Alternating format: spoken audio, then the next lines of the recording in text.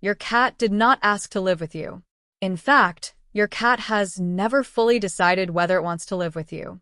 It is simply tolerating the arrangement, on its own terms, as it always has. And yet there are 600 million domestic cats on Earth, the most successful semi-domesticated animal in the history of the planet. Every other major domesticated animal was chosen by humans, selectively bred, captured, controlled. Cats domesticated themselves, and they did it on their own schedule for their own reasons with minimal input from the humans involved. The story begins approximately 10,000 years ago in the Fertile Crescent, the region of the Middle East where humans first invented agriculture. For the first time in human history, people were growing and storing food in one place, massive quantities of grain that needed to be kept somewhere dry and protected. And grain stores attract rodents in enormous numbers, breeding rapidly, consuming and contaminating the food supply that entire communities depended on. The rodents attracted something else, the African wildcat, Felis sylvestris libica, the wild ancestor of every domestic cat alive today.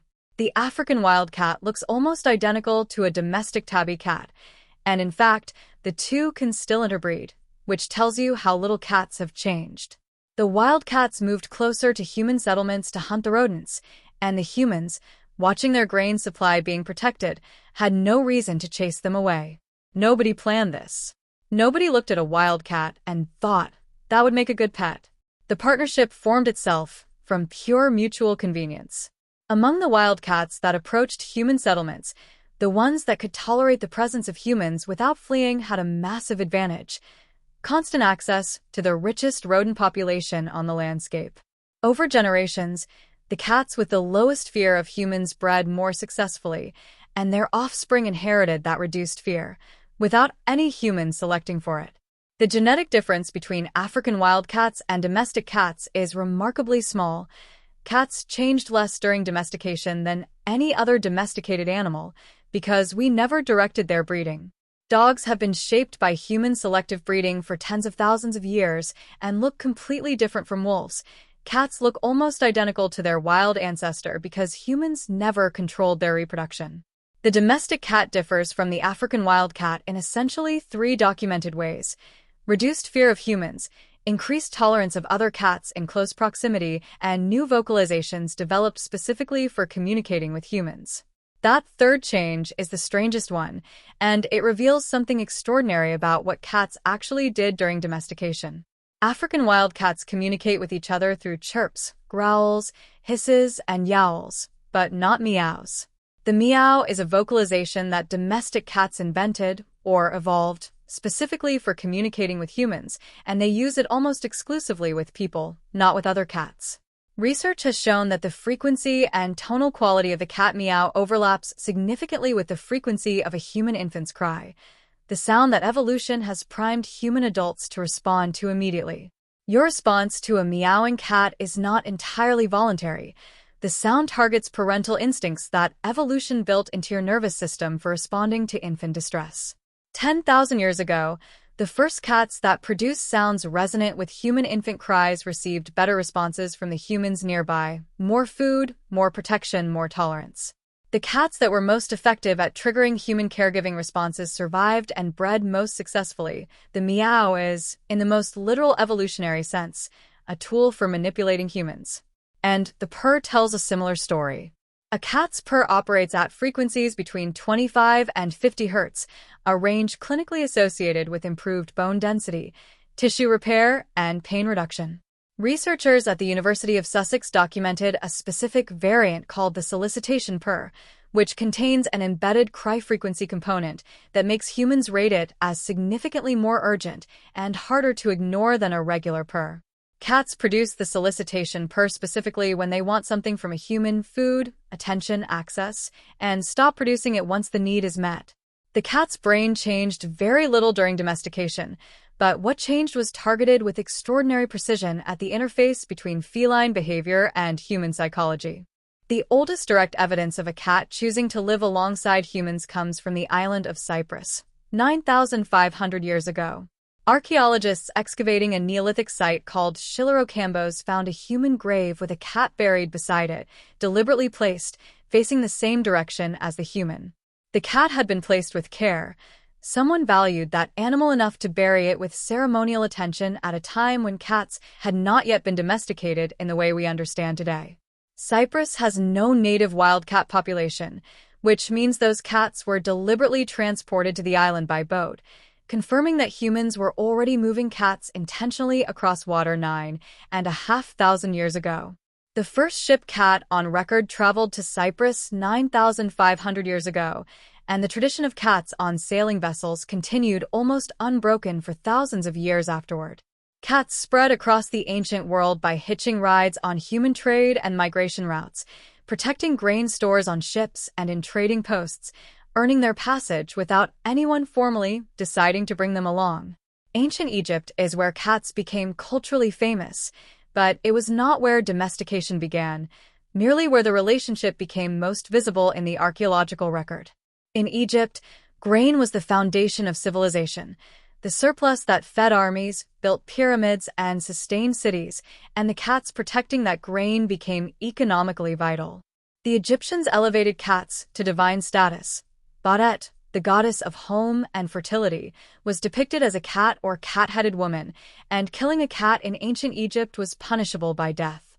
Millions of cat mummies have been found in Egyptian archaeological sites, evidence of a culture that took the relationship with cats to an unprecedented extreme. Greek and Phoenician traders carried cats on their ships throughout the Mediterranean, partly for practical rodent control, partly because cats had become valuable trade items in their own right. Viking traders and raiders spread cats through northern Europe and eventually across the North Atlantic. Norse settlements in Iceland and beyond show genetic evidence of the same Egyptian domestic cat lineage arriving with Viking ships. From one region of the ancient Middle East, following one species of wildcat that tolerated the presence of grain-storing humans, to every continent on Earth except Antarctica. Genetic analysis confirms that all 600 million domestic cats alive today trace their ancestry to a single population of African wildcats in the Fertile Crescent 10,000 years ago. 600 million cats. One wild ancestor. 10,000 years. No human plan. And here is what makes cats different from every other animal that shares our homes. Cats are classified by biologists as semi-domesticated. They sit in a unique position between fully wild and fully domestic that no other major domesticated animal occupies. A domestic cat released into the wild becomes fully feral within weeks, reverting to completely independent hunting and survival behaviors that dogs, cows, and horses cannot access as readily. The cat's brain retained its full wild architecture, the hunting sequences, the territorial instincts, the independence, because no human ever selectively bred those qualities out of it. Dogs were extensively reshaped by human selection over 40,000 years. Cats reshaped themselves, minimally, over 10,000 years, and retained everything that made them effective independent predators. When your cat watches a bird through a window, the posture, the pupil dilation, the weight shift, it is identical to the posture of an African wildcat in the Saharan grassland. Almost every behavior that confuses cat owners, the kneading, the prey-bringing, the midnight zoom eyes, the knocking things off tables, the obsession with boxes, is a direct remnant of wild instinct running in a domestic environment. When your cat climbs into a box and watches the room from inside it, it is not being cute. It is executing an ambush predator protocol, surveying territory from a covered position that protects its flanks. When a cat brings you a dead animal, it is not being cruel. It is incorporating you into its social hunting group and providing food for a member of its colony that it has assessed as a poor hunter. Your cat has placed you in the category of colony member, a large, slow, demonstrably poor hunter who needs food brought to them occasionally. Everything starts with this moment. A small wild cat moving toward the edge of a human settlement to hunt rodents, and a human watching from a distance and deciding not to chase it away. There was no human decision at any step in this founding relationship, no breeding program, no selection, no domestication project. It is the most successful interspecies relationship in history that was never planned by either party. And in many ways, the negotiation is still ongoing. Your cat is still deciding, every single day, how much of itself to share with you. The slow blink that cats give to trusted humans is one of the few cross-species communication signals that works in both directions. Humans who slow blink back at cats receive demonstrably more approaching behavior. When a dog approaches you, it is following instincts thousands of years of selective breeding installed. When a cat approaches you, it is making something closer to a genuine choice. Studies testing cat preferences have found that the majority of cats, when given a free choice between food and human social interaction, chose the human, which surprised the researchers who designed the experiment expecting indifference. Cats like us, they are simply not desperate for us.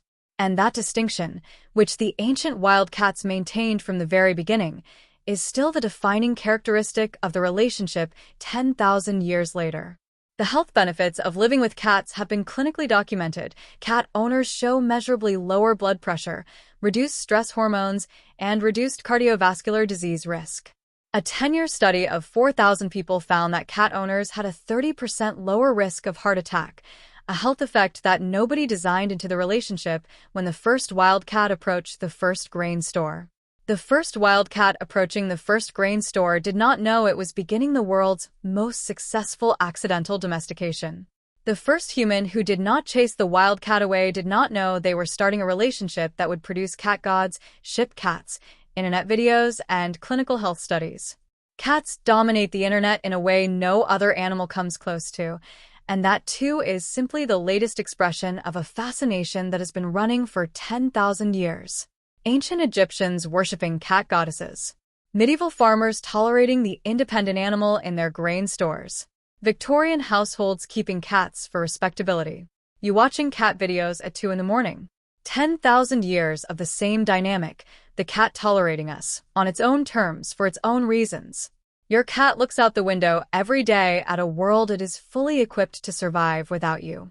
And every time it turns away from that window and comes back to you, that is 10,000 years of an accidental friendship, renewed one more time. The wildcat and the grain store. The rodents and the tolerance. The meow invented for a species that wasn't its own. 10,000 years of an accident that worked. It didn't need you. It chose you anyway. Mostly.